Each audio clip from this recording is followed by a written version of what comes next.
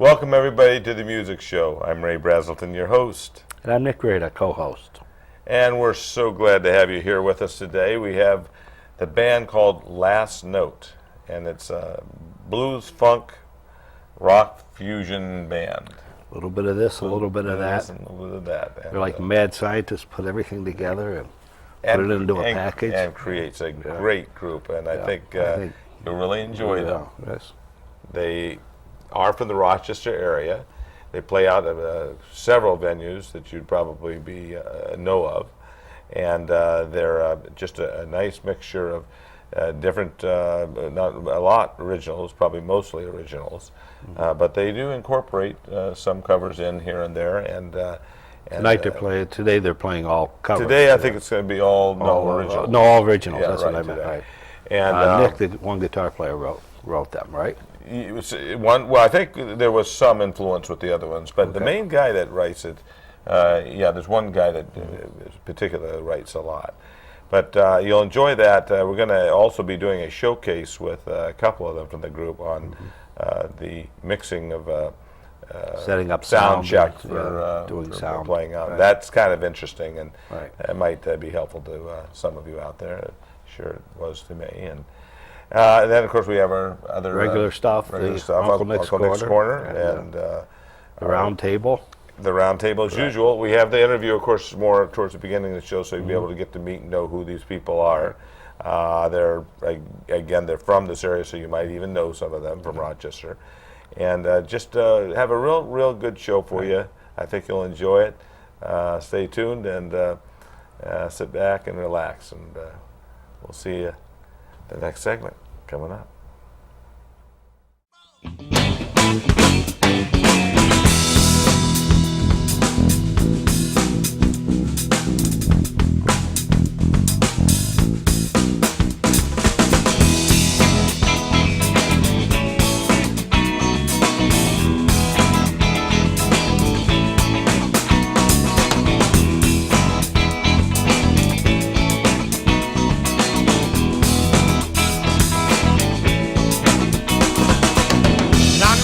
Girl, I said she went down to the Bayou, and that's where she laid her head. Well, I know a girl, I said she went down to the Bayou, and that's where she laid her head. Well, I know a girl, I said she turned to the bottom, right to her head. Well, I know a girl, I said she turned to the bottom and went right to her head.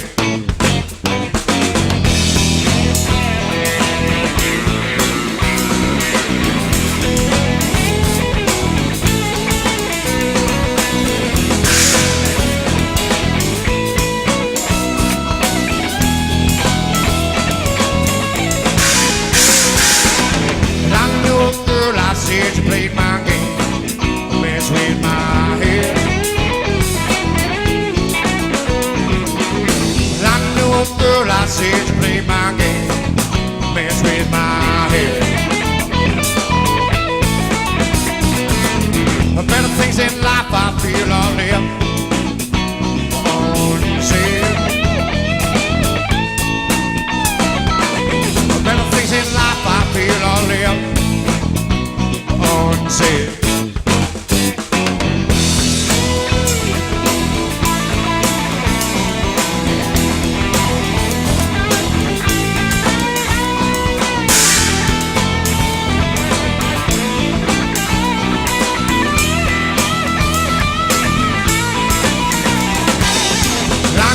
Girl, I said she went straight, mess with my head. Well, I knew a girl, I said she went straight, mess with my head. Well, I knew a girl, I said she turned to the bottom, wound up dead. Well, I knew a girl, I said she turned to the bottom and wound up dead.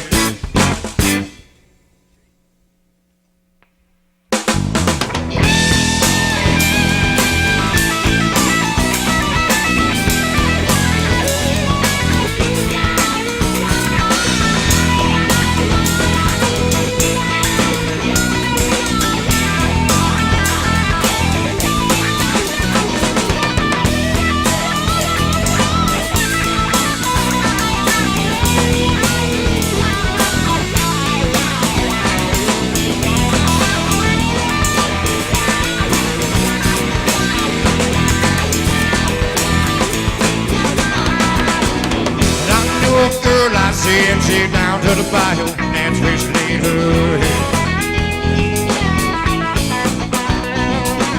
Well, I knew a girl, I said, she went down to the bayou, that's where she laid her head.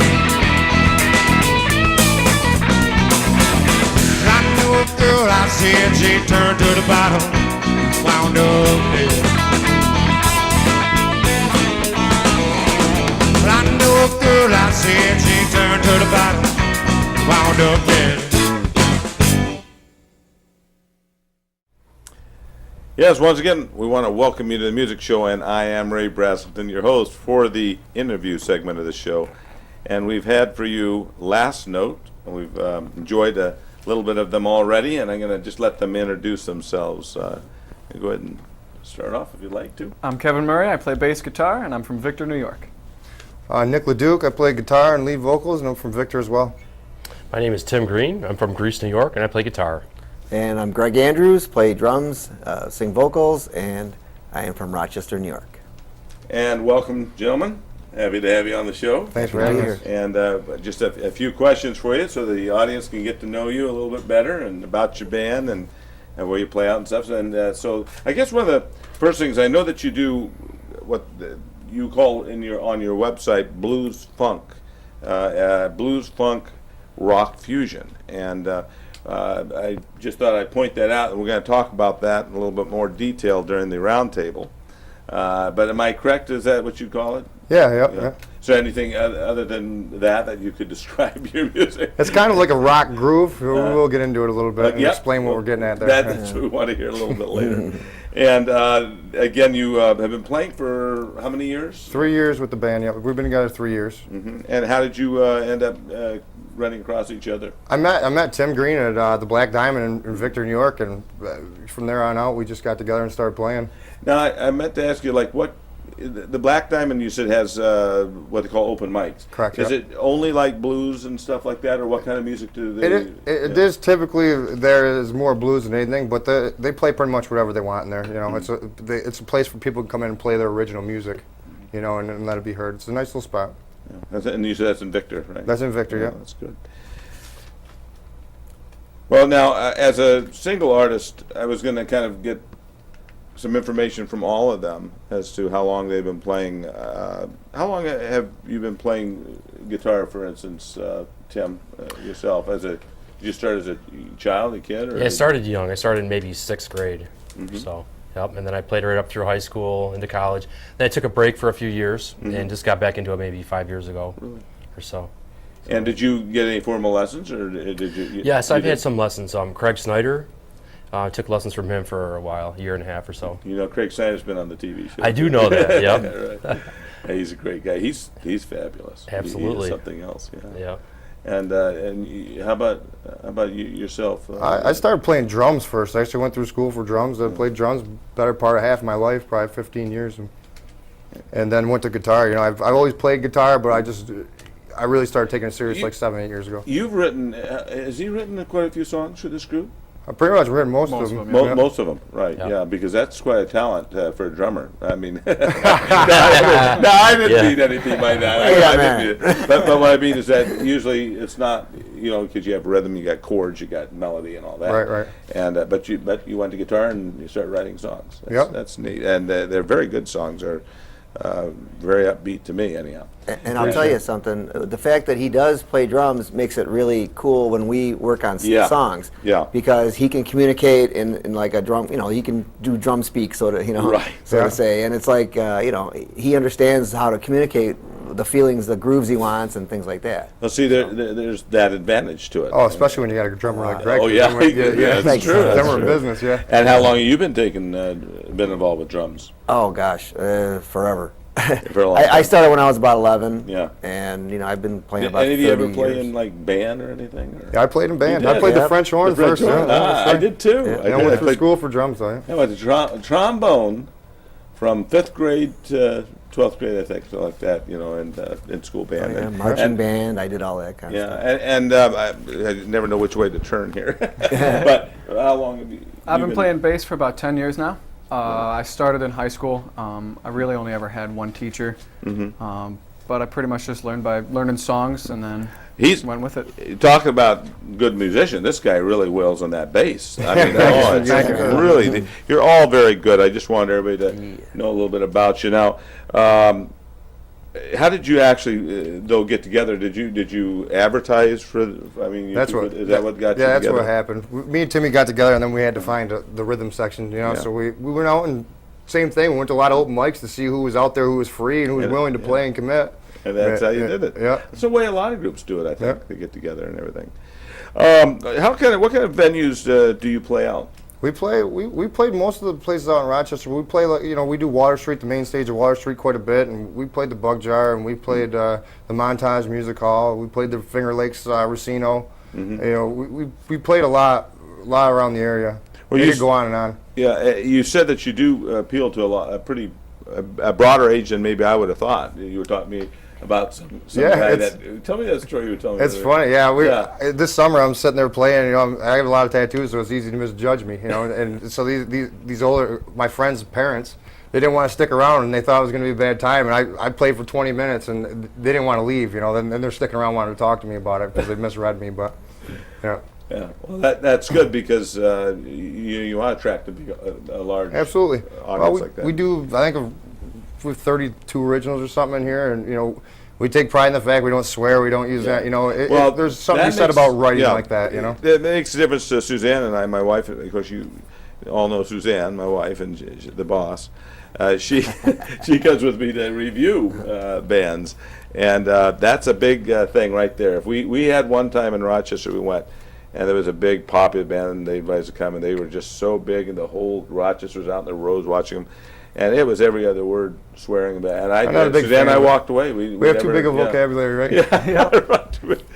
But it's it's really good to see a band that is so comfortable with the crowd. It's one thing that you guys are very comfortable with your crowds. I noticed that. They seem to be like your friends almost. Yeah. I guess they've turned into your friends after being with you as much as they. So that's. Just want to make sure. Is there any the songs you write are? I mean, you write a lot of your songs. Yeah. And in fact, I think most of the songs you're doing today are your own songs. Correct, yeah. And I kind of was wondering if you might be getting ready to do a CD, or if you maybe have done a CD, or have you thought about it with all the new, the originals. Absolutely. We got enough material to do 2 or 3 CDs, to be honest with you right now. But the thing is, it's really a money issue. It always is. Yeah. Again, I don't want to go into the studio and record our stuff and have it be fabricated and turned into something that's not as well. So we did our first album, self-titled Last Note. We did it live. Oh, you did? We did it live, yep. Now, do you have that available for sale, or is We it, do have it. We do have it, yeah. Do you have a website and maybe email Yeah, or contact phone number or anything like that you can give us right now? Yeah, you can get a hold of us. It's lastnoteband.com, and there's there's contact pages on there, and you can get a hold of anybody in the band through the website. Great. Okay. Well, very good, guys. Thank you so much for what you've done so far. And let's, guys, let's get back to work and let's give them a good time. Okay. Thank you for joining us on the interview. Thanks.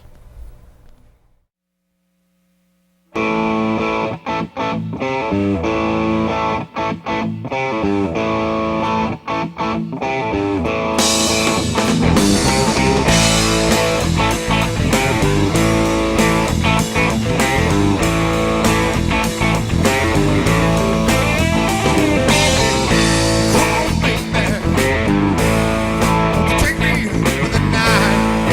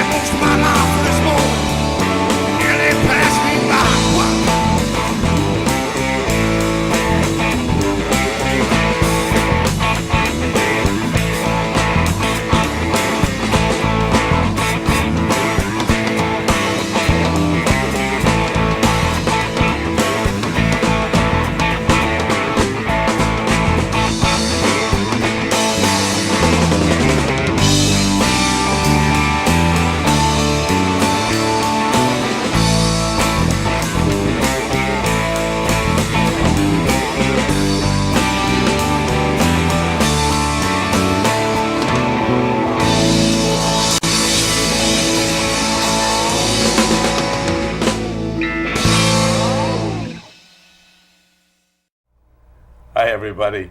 And we are here now at our, actually what we call our music showcase or instrumental showcase. And we're going to, I'm introducing to you, of course, two members of the Last Note band. And of course, we have, I'll let you introduce yourself. Nick LeDuc. And? Greg Andrews. Okay. Took some pressure off my mind. There you go. That's me. But anyhow, I just wanted to go over with a few things with them that I thought you guys might be interested in. And that's the sound checks that we go through here at the studio to get you guys set up for your band. And it takes a lot of work. And I know you guys have to do this constantly for your groups, for your when you play out. And I thought you guys could represent the band as their spokespeople. And tell us a little bit about how you all go about doing your sound checks for your band, and then we'll talk about some of the things we're talking about. We don't want to forget. Absolutely. Yeah. Basically, you know, when we first get in there, Greg goes about setting his drums up, and I usually go ahead and start setting the PA up, and that's usually the first break. You know, once you get your vocal sound close, because it's never going to be the same when the band gets in there. Then we go about just setting the plot of the stage out. You know, and once we get it plotted out, then you can actually pull the band together and try and get a good sound check. Mm-hmm. Yeah, I mean, a lot of it has to do with the type of room, the distance from the band to, like, let's say you got you know, if there's a bar 10 feet from where the band's going to be, you got to set up a little different. Well, there's a lot of variations involved. Right. Yeah, every room's different. That's the monster. You can never get it totally figured out. You just, you know, but it's a lot of, like we were talking about earlier. It's a lot of having an ear for it. And then, you know, being able to adjust from there. Well, now you talk about having an ear for it, but even with a good ear, you were talking about that there's a period of time that you can really handle this. Yeah. Can you tell us a little bit about that? Yeah, you got roughly, you know, it goes with mixing too, as well as your sound, more towards mixing than your sound. It's both, I guess. When you have, let's say you're at a band, like a bar gig, let's say, or a club gig, an empty room is going to be a totally different sound mix than when there's people, because then the bodies absorb the sound. You got, you know, they stop the sound, so you got a whole different. Then you got to readjust for that. Right. Yeah, I guess more. Now I Things realize like where I'm that. going with it, but it's like with mixing. You know, when you're setting up sound-wise as the band, you use your ear, you know, to try and get yourself close. With mixing, it's quite the opposite. I use the levels of the board to tell myself get myself close, because your ear will lie to you, and you only really have roughly an hour maybe of a good ear, and then it's just you have ear fatigue. You know, your ear goes. Right. You think you're doing good, but you were talking about that it's best to mix when you're softer. Is that what you were saying? Well, people tend, when they're mixing, they want to turn everything up, and to have the levels low is really where you want to be. Where you want to be. Yep. Right. You know, you got so many dials. I mean, I'm looking at my head over there, my PV head, or no, crazy crate, and you get all these different things. What are you going to be adjusting for yourselves? What are the main things that you find you have to work with? All of them, I guess. But every mic's different. Right. Every voice is different, so you kind of start mixing probably number one to the type of microphone, and then to the person's voice, because some people have boomy voices, some people have a girl's voice is going to be different than a guy's voice, you know, all that kind of stuff. So and you said the microphone itself. Right, because each different mics have different frequency responses. Perfect example of tonight. You know, I'm using a 55 reissue. It's got a 58 beta capsule in there, but quite a different sound from Greg's mic when you hear us dry. But by readjusting things, we were able to get you guys fairly together, close. fairly That's right. close. Yep. Yeah, you got to put a little time into it, because you have to adjust to the individual. And it doesn't mean necessarily that one mic is a better mic than the other necessarily. Right. Yeah, it's just a matter of getting them honed in. Yeah, right. Now, as far as, like you said, you do a lot of looking at dials and lights sometimes instead of listening with your ear, right? Yeah, well, if it has a digital read or it has a, you know, I'll tend to take a look at those and make sure that all the levels are hitting fairly close. You know. Don't you ever like say, could it be lying? I'm going to listen with my own ear and see if it's lying to me. And you must do that, don't you? Of course. Well, I have down the road and it's proved me wrong. So. You're looking at it; it's pinned all the way over. I still can't hear myself. Yeah. Well, that's interesting. So there's so much involved with setting up. When you go to a place to set up, it probably takes you about 20 minutes to set up, right, before each gig. I'm being silly. Yeah, no. So how long does it Well, take? if you got about 10 guys helping you, yeah. It's roughly. Well, that's debatable, right there. It is roughly an hour, hour and a half. Setup. Depending on the room and everything. But from front to back, it's roughly an hour and a half. Yep. Yeah. And like you say, you want to make sure everything gets leveled out right. Yeah, I mean, it just makes a difference. Your level. I mean, you can be the greatest musician in the world. If your levels aren't right, you're really messed up. Yeah, it's just true too. The guy behind the scene running the sound there, he's making the band sound good, or the band that set it up. We love John. Yeah, that John sounds good. Williams That is my sounds good. favorite guy. Yeah, he's good. John, of does a course, you great guys job. all know, is our sound engineer here at the music show, and he does the best. And I really want to thank you for giving us some information on this, and I hope maybe some of you out there at least had some interest in this showcase, and maybe learned a little bit from it. And again, thank you for joining us, and thank you. we'll get on with the show, everybody. Thanks. Stay tuned. Don't go anywhere. Stay around. See you in a bit.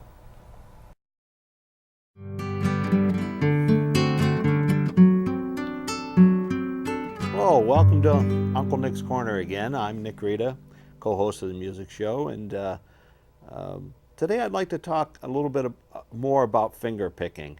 I haven't done anything on finger picking in a while. When we first started, I did a couple sessions on finger picking. Some of this may be a review, but what I'd like to do, besides just the mechanics of finger picking, I'd like to talk a little bit about the theory of chord construction and how we put things together using what we would call a 1-4-5 chord progression. We used to call that the hillbilly chord progression. 1, 4, 5, back to 1. And it's used a lot in country, but it's also used, if I put that 1-4-5 in a 12-bar blues, 1, 4, and then to that's just 1-4-5 in a different language. Rock uses 1-4-5. Actually, rock a lot of times has some more modal things, but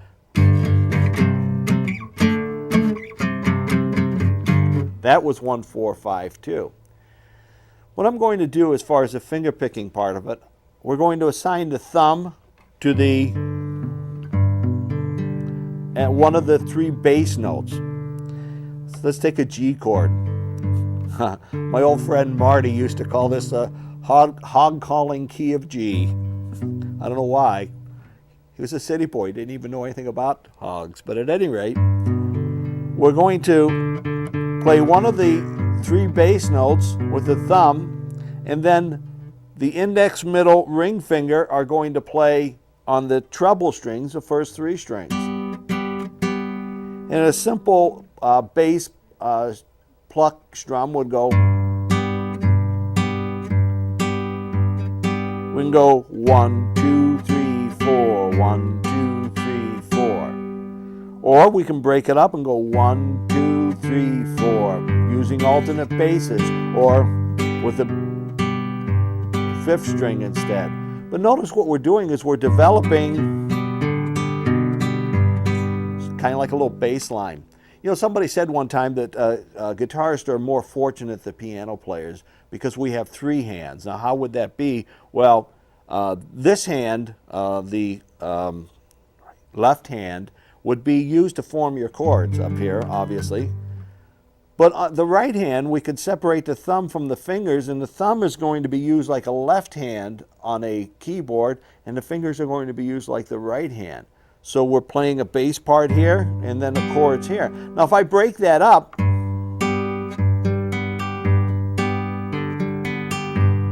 can get a little fancier.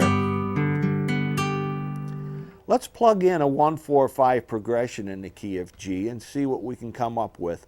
I'm going to do one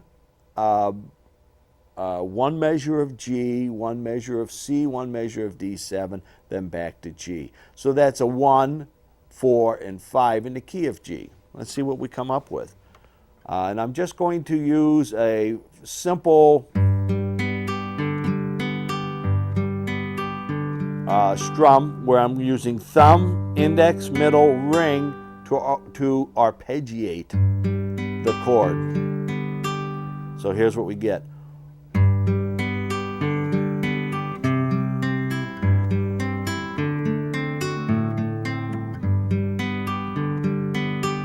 And it works out really nice. That was in the key of G. I want to do the same thing in the key of D. Well, you know, something's going to change because the voicings, and the voicing is a word for the combination of the notes on the fingerboard for a particular chord. So the voicings are going to change. If I do it in the key of D, I'm going to use this D chord. Now, in this D chord, the root is on the 4th string, the alternate is on the 5th string, and I don't have anything on the 6th string open. Doesn't work. In order to cover that, we'd have to get an F sharp there, but we'll cover that at some other time. So what I'm going to do, I'm going to do the same progression, a 1, 4, 5 in the key of D, and one measure of each. And it's going to sound a little different. G is the 4 in this case, and then A7, back to D. Do it again. D, G, A7,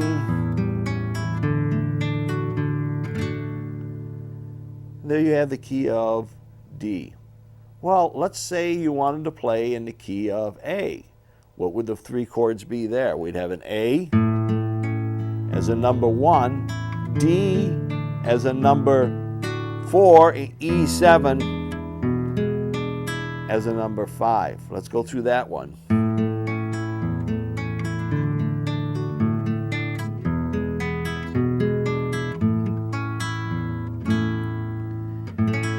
And it's pretty interesting. Now, listen, when we're playing these keys too, it would behoove you to, there goes that word again, behoove, I love that.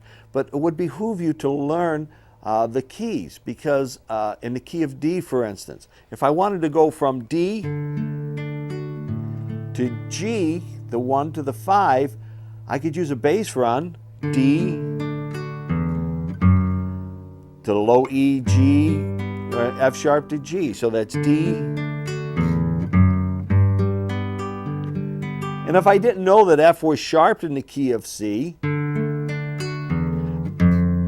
I might play the F natural, but I know that F is sharp, so I need to play the F sharp. And then the A, B, and then C is also sharp in the key of D. So I had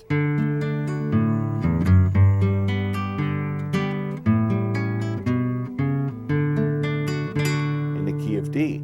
If I wanted to do something similar in the key of G, I'd have to go G, A, B, C. And if I wanted to go from a C to the D, I would use that chromatic tone. Then I'm on a D7, E, F sharp, G.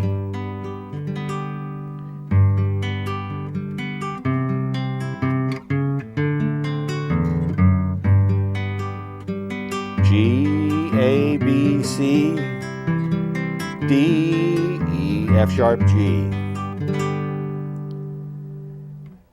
What we really look to do in this style of playing, of this folk style, is creating some kind of a counter melody in the bass with our thumb as we're picking notes in the chord. We could use all kinds of variations. We can use on the D, we can use that added G there, which is a D sus, D sustained, D suspended,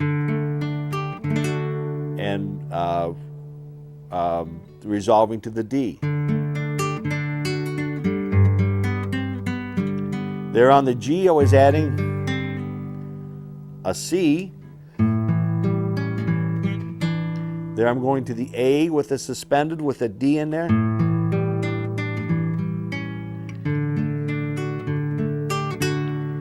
So working together,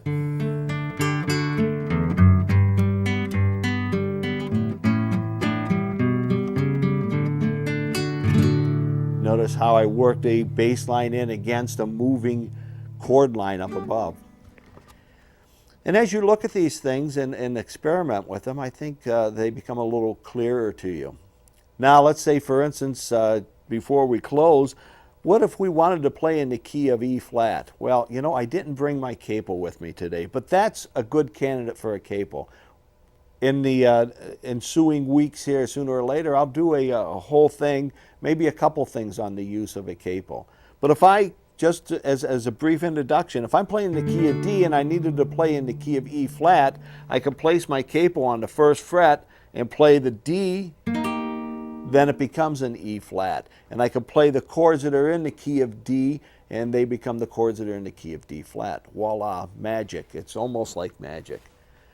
But at any rate, if you have any questions on any of the things we talk about here, or any of the things that we do, or if you're interested in looking at a particular subject, guitar-related subject, I'm not afraid to try anything as far as looking up things or trying to find out something I don't know.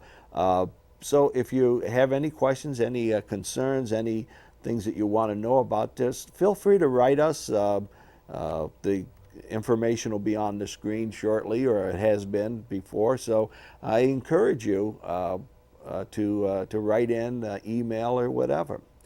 But until next time, this is Uncle Nick saying, you know, keep playing, keep practicing. This song's called Couldn't Get Much Higher.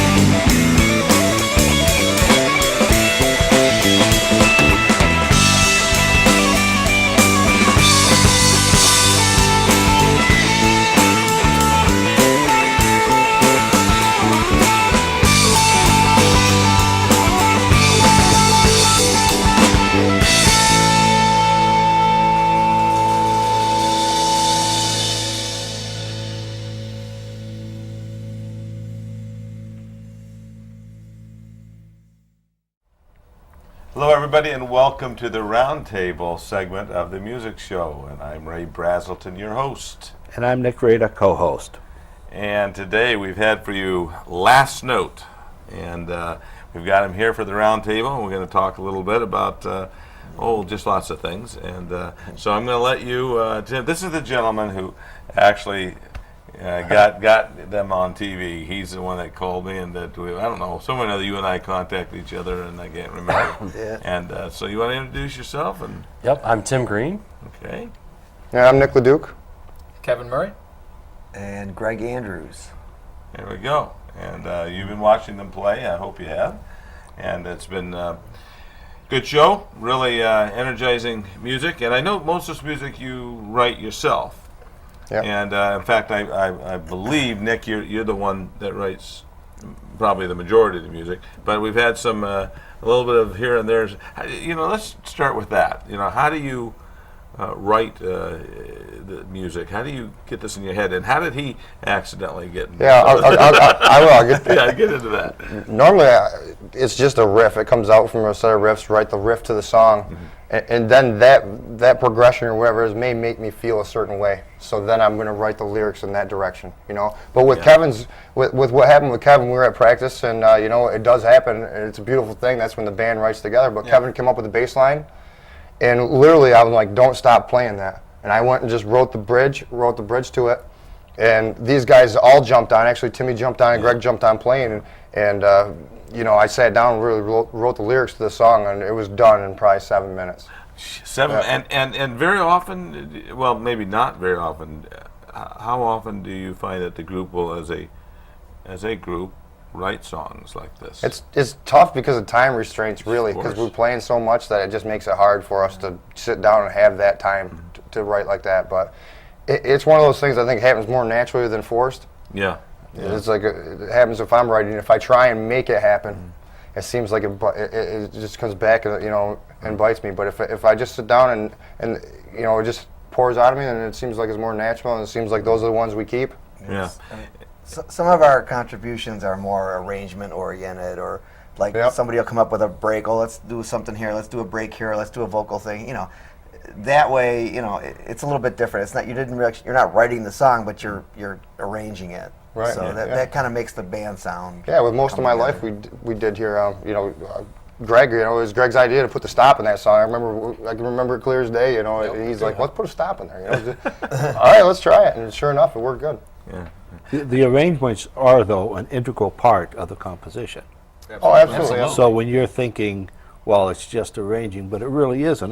That's all part of the It's composition. huge. Well, especially in this type of music. Absolutely. Right. Well, when I do write it, I do have an arrangement for it. It's I have an idea where I'm trying to go with it for Right. the most part. If I wrote it, let's put it that way. Right. But Then the rest of us just flesh out our parts Right. and stuff. and it would never be. I'm a true believer. I mean, you could write the song or the shell of the song, but it's not going to be what it is unless you have the guys with you, on the same page. Right. Everybody, it's a one unit thing. It's a team. That's for sure. You do a lot of improvisation, too. Absolutely. Yeah. Yep. I wanted you to go ahead with that, Nick. And that's the big thing with this band. The thing that people notice about us is that we improv half the show. More than half the show is improv. We do have the shell of the song or the format of the way we're writing the song out. But we never play the solos the same, and sometimes we change the format of that song as well. But these guys will know, if there's 3 verses, we haven't touched the 3rd verse, and we take off into a different area. When we come back, these guys know when I step up to the mic, we're coming back to that 3rd verse, no matter what kind of time was spent, All right. Well, you've been working for 3 years together. Yeah, 3 years with these guys. Me and Timmy, 3 years, yep. And So We you were a little bit later. but you kind of feel each other. I mean, you work that long together, you start feeling. It's amazing. We work, some of the songs we work out, we just send sometimes it's just as simple as I'll record the progression and send it out, or it'll just be a song we send out and everybody does their homework, and when we get together, it seems like you would have thought we played it a million times. It was, sometimes, not all of them, but a good majority of them though. A good majority of them. Now it's blues fusion or blues rock fusion, right? Or what is it? It's hard to say what to call it, right? Blues funk. It's a blues funk rock. I would like to say a rock groove, but really what it comes down to is taking little elements of it. What really started the whole thing out is, I guess, we used to go play these blues places, and we had guys get mad at us because they're like, these guys aren't blues. They're really offended at the fact that they wanted. And I guess what we do is we take a little bit of the blues, we take a little bit of the rock, and we take a little bit of the funk, and we definitely mix those together, as well as jazz and stuff like that, I think. Now, as well as jazz. Now, funk. Define funk for me. Well, it would be, the funk part is really the groove end of it, and it's really just not staying in the box, I guess. So if you're running through the blues progression as a bass player and you're staying right in the box, well, if you notice Kevin's playing, he'll go in that box, but he'll get out of the box more than a typical bass player would in that progression, or whatever the musical arrangement may be. Yeah. I mean, the funk is it comes from an R&B origin, and it's kind of like the dance groove, where the bass and drums are real tight and playing together. And then that's the funk. It's hard to what funky is, but I mean, James Brown was funky and ZZ Top is funky, so it's just a feel, It's a feel. And you guys didn't start out by saying we're going to do this kind of music. No, It's just a product of what you listen to, what you try to emulate, what you put out. So you're not even looking to put it into a category. Not at all. And the people that have come up and seen us, if you want to stump a Last Note fan, ask them what kind of music we play. They'll go, and they have nothing. It's funny, they can't tell you. Well, when we started doing it and we started writing and we talked with Timmy and talked with the guys, we said we're not going to do one style of music. We're not going to restrict the band to, okay, we have to do this style or it doesn't match the band. We want to be able to put that sound on all the stuff we do in a different few different phases. And then as you're doing this, you'll evolve too. Absolutely, and you can see it happening over the years. And sometimes people, you mentioned before when you played at the blues place, people were getting upset, but the classic example of that would be Dylan when he started doing electric. They almost killed him. They booed him. They booed him off the stage. But he had enough where he just went ahead with what he was doing. Absolutely. And it's refreshing to hear a new sound. I think it's refreshing to, when I come across something, I'm trying to explain it to somebody and I can't necessarily put it in a word. Right. It was good. And that's part of the integrity of music, too, rather than push, like you were talking about, putting yourself in a box or being in a box, rather than saying, well, this is what we do, so we need to write songs in this vein. Right. So it's freeing, and it's also more integrity when you're honest. More honest when you're doing things. That's a good not way to worrying put it, about what to do. That's what we're trying to do. Exactly. The two guitars, you got two lead guitars playing, and you complement each other very well. It makes it very interesting.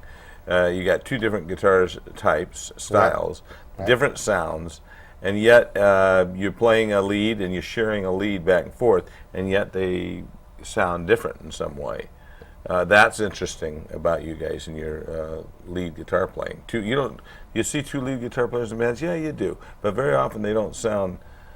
That's one thing we definitely strive for from the day one. Is me and Timmy made a thing, and we're like, well, we don't want to go down the same road, and if we do have to take the same road in a solo, there's no need for two solos. Yeah, exactly. We don't want to crunch out people with the same box, so to speak, or whatever it may be. If he's going to go down this road, I'd like to go down that road. And if I have that road to show you, then I'll go down it. But if I don't, I'll just leave it alone. There's no sense in trying to push it or make something that's not there. I think. Exactly. Yep, and we both have, different influences from our past and everything. Absolutely. And strengths as musicians too. Who are some of it your really- favorite? When I was a drummer back in the day, I listened to so much Jimi Hendrix. I mean, it's just I go right to Jimmy, and it's just I listen to a lot of them, a lot of Jimi Hendrix, a lot of Rush, and as time goes on, Robert Cray and Stevie Ray Vaughan, stuff like that. That does show when you're playing. Who do you like? Well, I started out really liking like 80s guitars, Van Halen or any of those guys. So that's what I really first fell in love with, guitar-wise. But, as I get older, I explored, a lot of different players Right. and stuff. Metheny, you like Pat Metheny? Yeah, Yeah. Pat Metheny, the jazz. And Yeah, he's fusion, but a different type of fusion. Right? Correct. Yeah. So Yeah. Now you do bookings for the blues. The Blue Room, yeah. Blue Room. Blue Room in Rochester, yeah. I do Yeah. the band bookings up there, and it's been going pretty good. We're trying to get that. It's a nice spot for people to come up and play live music, and to be heard. We don't have that many in Rochester. It seems like it's getting fewer and fewer. Yeah. And, Where is it located? it's on Alexander, and it's on the corner of Alexander and East. And it's a good spot to be heard, guys. If you want to be heard, it's So anybody can at least call and see if they can. Absolutely. How do you get your group up there to play it?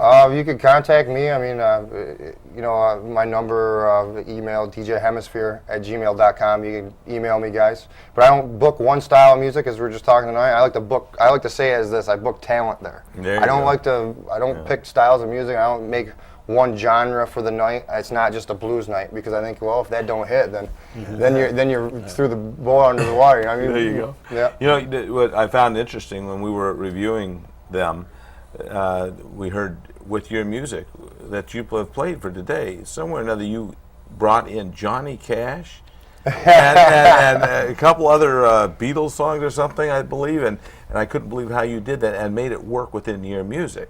How do you do that? Here we go. You want to talk about a confusing word? It's like a country funk, if that's possible. And Jerry Garcia did it back in the day. That was his big thing. They call it like a country funk. He would do, and that's kind of what we do with that. And that aspect is we put a little jam on it, But definitely seam those tunes. I think you were talking about Folsom Prison to Get Rhythm. That And must it have is been a seam. We've got that pretty seamless run the there. people just love that. They just Yeah. love, your audiences just love you. I mean, those people crowd around you, and you pack the places. So I was very impressed seeing you guys perform. And now, do you have did you say you do have a CD? Or? Yeah, we have a live disc. Yeah, we got a live disc. official, but we do have one. If they need it, they can somewhere or another. You can get them some Well, copies of it. absolutely, guys. And you can get it at the website. It's lastnoteband.com, and you can contact anybody. We all have separate emails on that, and it goes right to us, and we can talk to you right back. We answer you pretty quick. We check it daily, and if you want a CD, we also have an HD DVD out. So the DVD is really pretty pleasant. If you wanted to grab that, a lot of times we just give them out, guys. So. Yep, we always got them. Yeah. Well, I want to thank you for joining us on the music show. I can't thank you enough for Thanks for having us. taking, Yeah, thank you. calling me, Yeah, and Nick.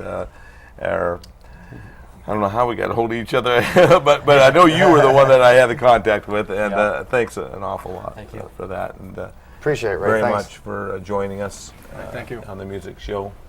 Okay, and Uncle Nick, thank you for another episode. another episode. Yes. Hey, we're getting up there, aren't we? Yes. We're yes. gonna get to our 100th pretty quick here. Right. There you go. And we're gonna have a big celebration. Invite you guys and everybody back. Yeah. There we go. So everybody, thank you for joining us again. Don't forget to See you on the bring music food. show again soon, next week. Take care, everybody. Bye.